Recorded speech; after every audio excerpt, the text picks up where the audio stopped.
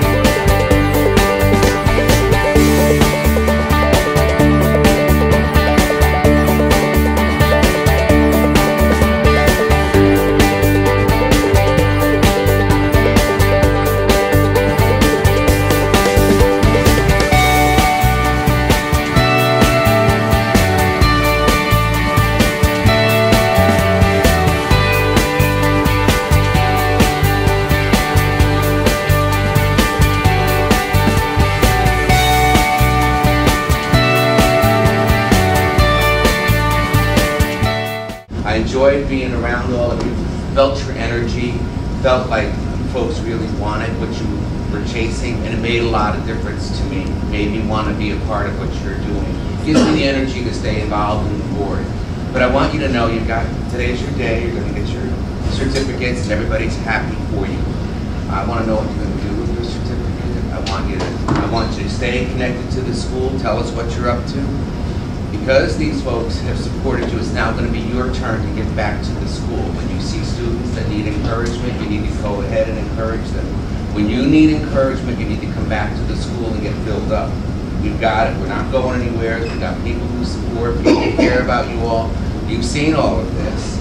Now, I know that there's going to be times when you're not going to be always happy and smiling like today, or is going to be. But we're going to be there to help you if you need it. And there's going to be people there who are going to need your help as well.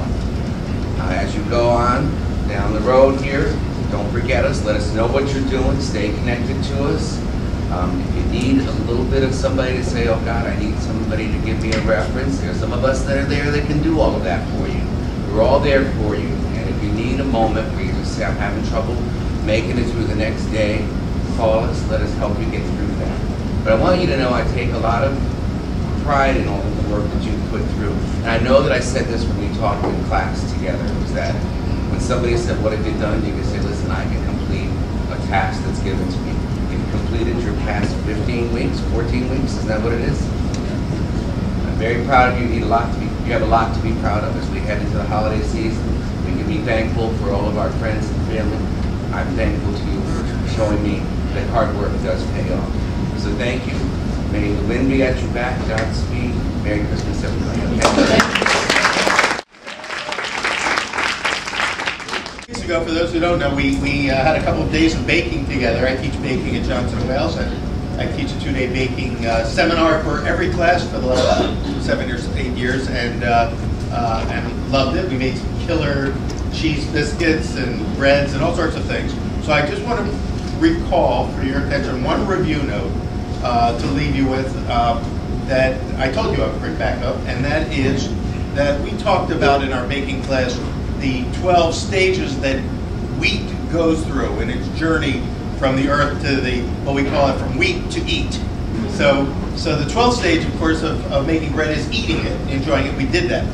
But during that journey, there was, and bread, of course, is a very powerful symbolic food universally, across the world, across all cultures, all religions, all nations. Bread symbolizes the same thing to all people.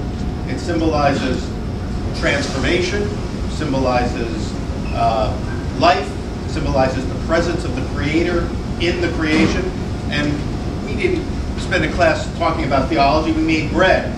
But we talked very briefly about this, and that is that in that journey, we take wheat, grows in the field, it's alive, and it is then harvested. The grains of wheat, the seeds of wheat are harvested. The wheat is essentially killed. It's cut down and killed. The seeds of the wheat, what we call wheat kernels or wheat berries, are still potentially alive. They could create more wheat. They're seeds of life. But then the miller takes those seeds in order for us to make bread and crushes them, grinds them, destroys all of the life-giving property of that wheat. But what the baker does is the baker combines it, recombines that dead wheat with water, salt, and leaven. And that leaven, if you remember, leaven means to enliven, to bring to life.